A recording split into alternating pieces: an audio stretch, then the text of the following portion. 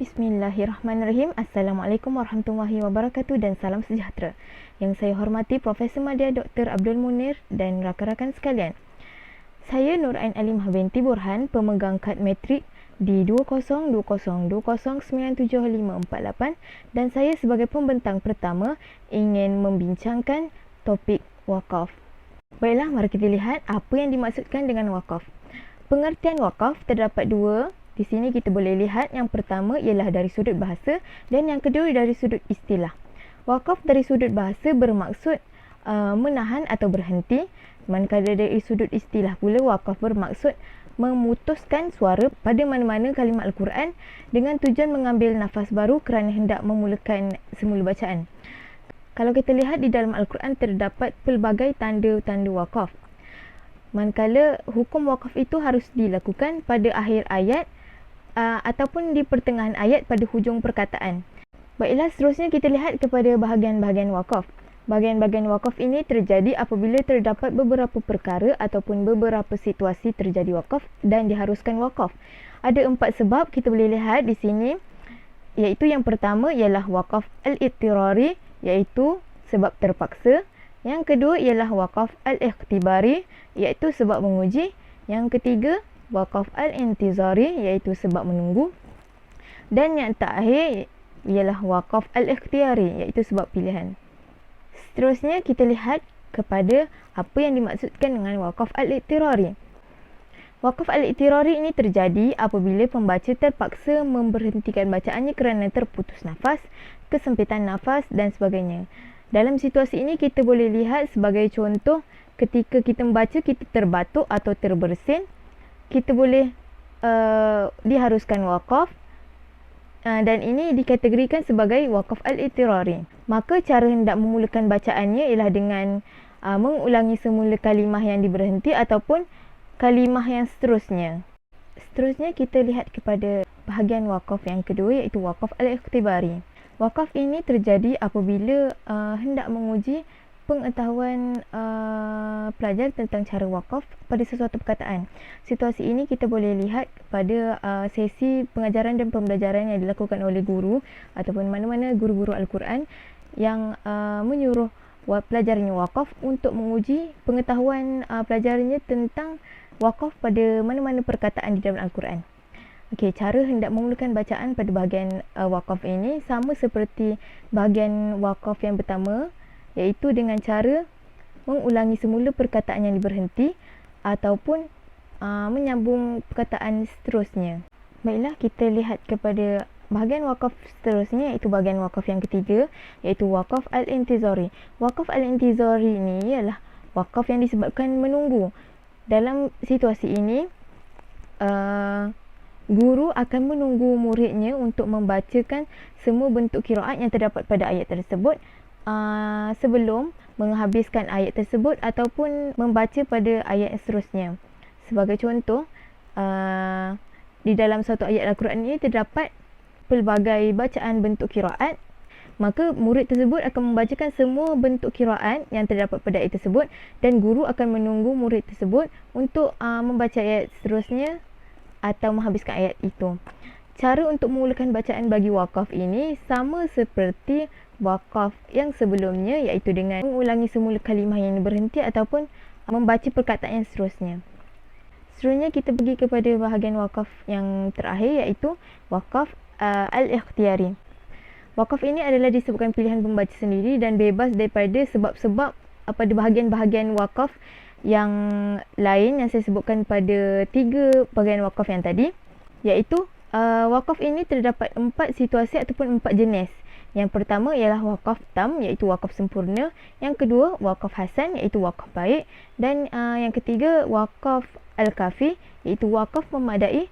Dan seterusnya wakaf al-qabih, iaitu wakaf buruk. Itu saja, sekian, terima kasih. Assalamualaikum warahmatullahi wabarakatuh. Seterusnya saya akan menerangkan mengenai jenis-jenis wakaf. Jadi jangan tertukar dengan bahagian-bahagian wakaf. Jenis-jenis ini berada di bawah bahagian wakaf al-ikhtiyari. Tapi tak apa, jangan risau kalau tak faham. Saya akan terangkan sekejap lagi. Bahagian wakaf yang terakhir adalah wakaf al-ikhtiyari. Okay, wakaf al-ikhtiyari ni ialah wakaf yang berhenti pada tempat yang tertentu. Okay, tempat tertentu tu ada berapa? Ada 4. Okay, 4. Yang pertama adalah wakaf tam, iaitu wakaf sempurna namanya. Yang kedua adalah wakaf hasan, wakaf baik. Yang ketiga wakaf kafi, wakaf memadai. Dan yang keempat adalah wakaf qabih. Qabih tu adalah wakaf yang buruk. Okey, kenapa dinamakan dengan wakaf tam? Sebab tam tu maksud dia sempurna. Dalam ayat yang kita baca, bila kita berhenti dekat perkataan tu sempurna lafaz dan makna dia. Okey, kalau menurut Al-Quran Resam Uthmani, tanda dia adalah mim kecil. Jadi selepas kita jumpa perkataan mim kecil tu adalah macam diharuskan untuk berhenti. Seeloknya berhentilah. So macam mana cara untuk sambung bacaan tersebut?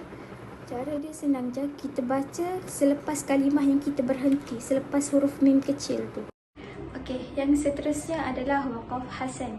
Apakah itu wakaf hasan? Wakaf baik. Wakaf yang baik adalah kalimah yang dia berhenti tu okey, maksudnya sempurna lah kalimah yang dia berhenti tu.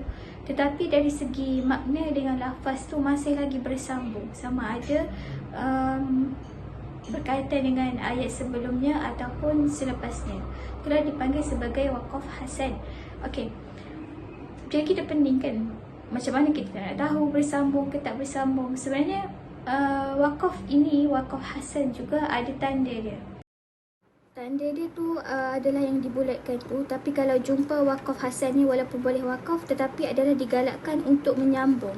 Tetapi kalau kita berhenti, cara nak sambung dia adalah kita mengulangi sebalik kalimah yang kita baca ataupun kalimah yang kita berhenti tu. Seterusnya adalah wakaf kafi. Wakaf kafi ni dia berhenti pada kalimah yang sempurna dan lafaz dia pun sempurna. Tetapi makna dia masih lagi berhubung dengan makna yang selepasnya, kalimah yang selepasnya. Okey, contoh wakaf kafi adalah seperti yang dibulatkan tu. Kalau kita jumpa tanda tu, sebenarnya kita adalah digalakkan untuk berhenti. Berbanding dengan tadi kita digalakkan untuk sambung, tapi kalau wakaf tu digalakkan untuk berhenti. Tapi setelah kita berhenti, macam mana cara nak sambung wakaf tersebut? Seeloknya kita baca perkataan selepas kita berhenti. Okey, wakaf yang terakhir adalah wakaf buruk, iaitu wakaf qabih. Okey, wakaf qabih ni kenapa orang panggil dia buruk? Sebabnya dari segi kalimah dia, dari segi lafaz dan dari segi makna dia masih lagi berhubung. Dan bila kita berhenti tu pun, kita tak capai maksud yang sepatutnya dicapai. Okey.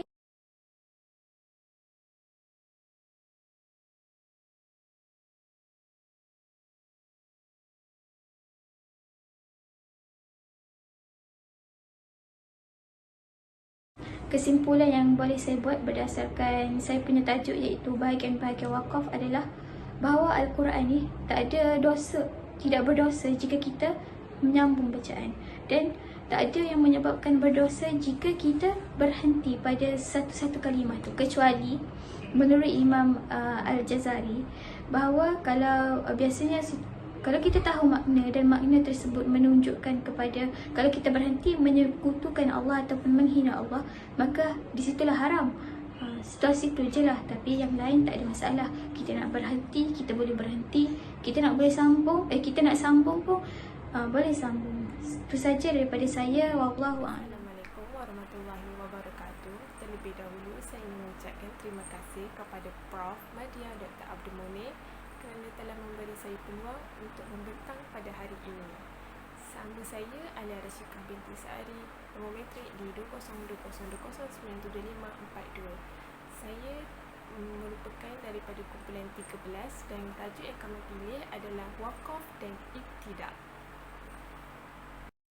Di dalam Al-Quran, terdapatnya sejenis wakaf yang dinamakan oleh para ulama iaitu wakaf Jibril atau wakaf Nabawi. Imam As-Sakhawi telah mengatakan bahawa wakaf tersebut terletaknya 10 tempat di dalam Al-Quran. Yang pertama, surah Al-Baqarah ayat 148 pada lafaz fastabaqul khairat. Yang kedua, surah Al-Imran ayat 15 pada lafaz Qul sadaqallah. Yang ketiga pula, surah Al-Ma'idah ayat 116 pada lafaz Ma yakunu li an aqula ma laysa li bihaq.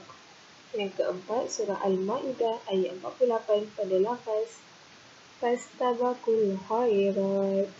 Surah Yusuf ayat 108 pada lafaz Qul hadhihi sabili ad'u ilallah.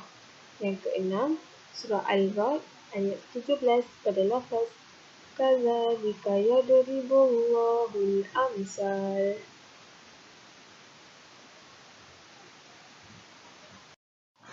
Seterusnya, surah Al-Nahl ayat 5 pada lafaz Wal'an'ama khalaqaha.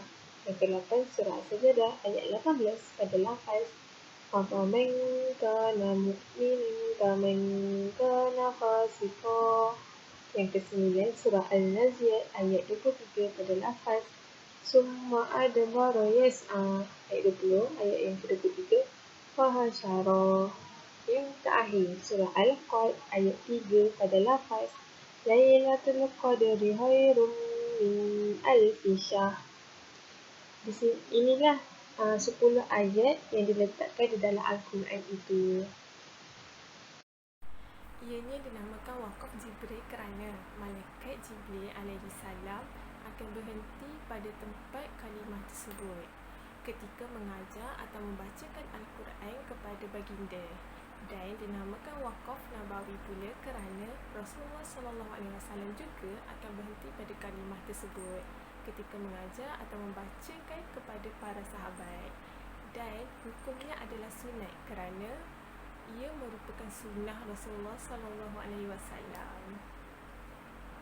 Seterusnya, saya akan menerangkan tentang pengertian ibtidah dan bahagian-bahagiannya. Dari segi bahasa, bermaksud memulakan. Dari segi istilah, memulakan bacaan atau menyambung perkataan selepas berhenti.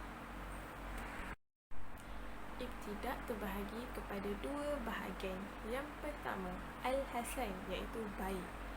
Ibtidah Al-Hasan ini memulakan bacaan pada satu lafaz selepas berhentinya di tempat yang diharuskan. Yang kedua, Al-Qabih, iaitu buruk.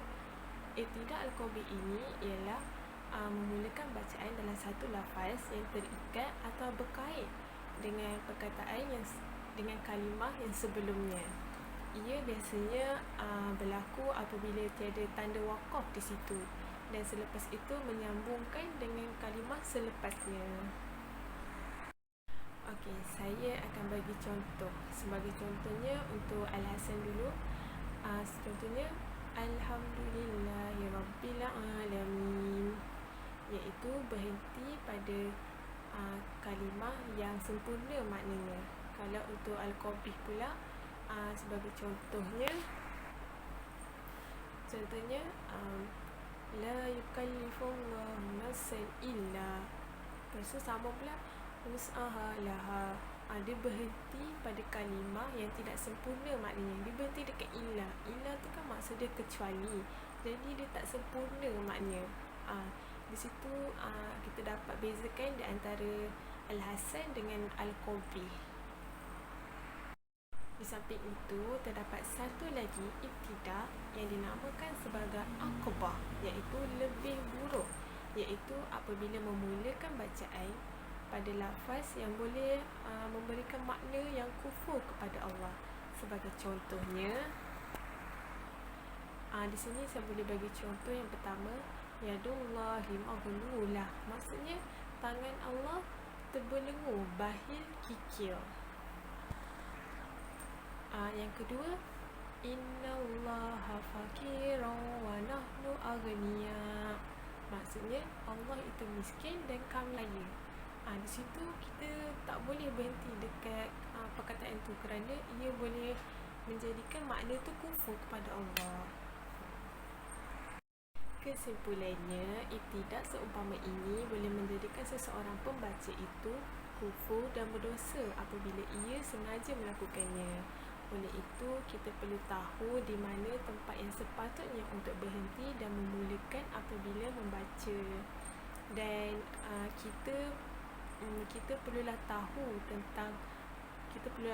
dan perlu adanya ilmu tentang wakaf dan iktidak ini supaya kita boleh baca Al-Quran dengan sempurna dan lebih baik pada akan datang. Sekian, terima kasih. Itu saja daripada saya. Assalamualaikum warahmatullahi wabarakatuh. Nama saya Nadia binti Syaruddin. Saya pemegang nombor kad matrik di 202020975338. Okey, saya akan membentangkan tentang kaedah wakaf di hujung kalimah. Ulama telah di dalam pembacaan Al-Quran, ulama telah mengajarkan beberapa kaedah untuk wakaf. Okey, kaedahnya pertama ialah kaedah bacaan mati semata-mata ataupun sukun hadi. Okey, kaedah yang kedua ialah kaedah bacaan raum, dan yang ketiga ialah kaedah bacaan ismam. Okey, saya akan huraikan tentang kaedah-kaedah tersebut. Okey, kita pergi kepada kaedah yang pertama, iaitu kaedah bacaan mati semata-mata. Okey, kaedah ini selalu diamalkan oleh pembaca-pembaca Al-Quran, dan kita juga selalu mengamalkan kaedah ini. Okey, iaitu dengan mematikan huruf di hujung kalimah dengan membawa makhraj huruf tersebut ke tempatnya. Contoh, apabila kita wakaf dalam surah Al-Fatihah, A'udzubillahi minasyaitonirrajim. Iyyaka na'budu wa iyyaka nasta'in. Okey, dalam ayat tersebut, di hujung ayat tersebut adalah huruf nun. Jadi, kita bawa makhraj huruf nun tersebut ke tempatnya dengan mengenakan hujung lidah kita ke langit-langit yang keras. Maka di situlah makhraj huruf nun. Okey, kaedah ini diharuskan dalam semua baris, iaitu baris atas, baris bawah, baris depan, dan juga bertanwin ataupun tidak bertanwin. Okey, kita pergi pula kepada kaedah yang kedua, iaitu kaedah bacaan raum. Kaedah ini di mana kita membunyikan huruf yang berada di hujung kalimah itu dengan kadar 1/3 ataupun sedikit sahaja barisnya. Okey, kaedah ini hanya dapat didengari oleh orang-orang yang berhampiran dengan kita sahaja. Contoh, saya ambil dalam surah Al-Fatihah. A'udzubillahi minasyaitonirrajim. Iyyaka na'budu wa iyyaka nasta'in. Okey, saya ulang. Iyyaka na'budu wa iyyaka nasta'in. Okey, dalam ayat tersebut, di hujung ayat tersebut, iaitu huruf nun, saya hanya bunyikan dengan kadar sedikit saja. Oleh itu, hanya orang yang terdekat dengan kita sahaja yang dapat dengar. Okey, dalam kaedah ini diharuskan 2 baris saja, iaitu huruf-huruf yang berbaris bawah dan juga huruf-huruf yang berbaris depan. Okey, untuk pengetahuan semua, kaedah ini tidak diharuskan pada 3 keadaan. Yang pertama ialah apabila huruf itu berbaris atas. Dan yang kedua ialah apabila huruf itu adalah huruf tamabutah. Dan yang ketiga ialah apabila kita nak wakafkan huruf yang berbaris bawah, tetapi selepasnya itu terdapat 2 huruf mati yang bukan daripada huruf mat, yang selain daripada alif, waw dan ya, maka tidak boleh menggunakan kaedah raum ini. Okey, kaedah ini kadang-kadang digunakan apabila seseorang pembaca Al-Quran itu dia nak wakaf pada huruf yang berbaris bawah, tetapi sebelumnya itu terdapat satu huruf mati yang bukan daripada huruf mat. Contoh dalam surah Wal-As. Okey, ni contoh dia. Okey, apabila seseorang membaca Al-Quran tu, dia nak wakaf pada hujung ayat ini, iaitu ri ni, tetapi sebelumnya adalah huruf mati. So, dia menggunakan kaedah raum ni, iaitu dengan membunyi sedikit sahaja perkataan ri ni. Contoh, saya baca Wal-Asri. Kita pergi pula kepada kaedah yang terakhir, iaitu kaedah ismam. Okey, kaedah bacaan ismam ni macam mana? Okey, kaedah ini ialah kaedah di mana kita memucungkan kedua-dua bibir kita tanpa mengeluarkan bunyi selepas mematikan huruf. Contoh saya ambil dalam surah Al-Fatihah. A'udzu billahi minasyaitonir rajim. Iyyaka na'budu wa iyyaka nasta'in. Tadi sekali. Iyyaka na'budu wa iyyaka nasta'in. Okey, apa yang anda lihat di sini ialah saya hanya memucungkan kedua-dua bibir saya tanpa mengeluarkan sebarang bunyi selepas saya matikan huruf tersebut. Okey, dalam kaedah ini hanya diharuskan satu baris saja, iaitu baris depan. Untuk pengetahuan kamu juga, kaedah ini tidak diharuskan dalam 3 keadaan, iaitu apabila huruf itu huruf yang berbaris atas. Yang kedua ialah apabila huruf itu berbaris bawah. Dan yang ketiga ialah apabila huruf itu merupakan huruf tamabutah. Okey, kaedah ismam ini kadang-kala digunakan apabila pembaca Al-Quran itu berhenti pada huruf yang berbaris depan dan sebelumnya itu terdapat satu huruf mati yang bukan daripada huruf mat. Contoh, walafat. Okey, seterusnya saya akan membentangkan tentang faedah mengetahui wakaf dan ibtidah ini. Okey, pada zaman Rasulullah SAW, ilmu yang berkaitan dengan wakaf dan ibtidah ini tidak diperlukan, kerana apa-apa yang berkait dengan Al-Quran ataupun apa-apa masalah yang berkait dengan Al-Quran hendaklah dirujuk terus kepada baginda Rasulullah SAW. Tetapi apabila bermulanya zaman tabi'in ataupun zaman-zaman selepasnya, mereka merasakan bahawa ilmu yang berkaitan dengan wakaf dan ibtidah ini diperlukan. Oleh itu, dengan keprihatinan dan keilmuan daripada mereka, maka terhasillah ilmu yang berkaitan dengan wakaf dan ibtidah ini. Okey, ilmu yang berkaitan dengan wakaf dan ibtidah ini sebenarnya telah memberi manfaat dan faedah kepada umat Islam. Lebih-lebih lagi kepada mereka yang membaca Al-Quran. Okey, faedah yang pertama ialah dapat mentafsirkan ayat Al-Quran dengan baik. Apabila seseorang pembaca Al-Quran itu tahu tentang wakaf dan ibtidah ini, dia boleh mengetahui hubungan kalimah tersebut dengan kalimah selepasnya. Yang kedua ialah dapat berhenti pada sesuatu kalimah itu dengan betul dan tepat maknanya. Okey, yang ketiga ialah dapat mengikrabkan kalimah-kalimah Al-Quran dengan betul. Dan yang keempat ialah dapat mengetahui tempat yang baik untuk berhenti dan tempat yang dilarang untuk kita berhenti. Dan yang terakhir ialah dapat memulakan bacaan dengan kalimah yang bersesuaian dan tepat maknanya. Kesimpulannya ialah mempelajari tentang wakaf dan ibtidah ini sangat penting kepada kita semua.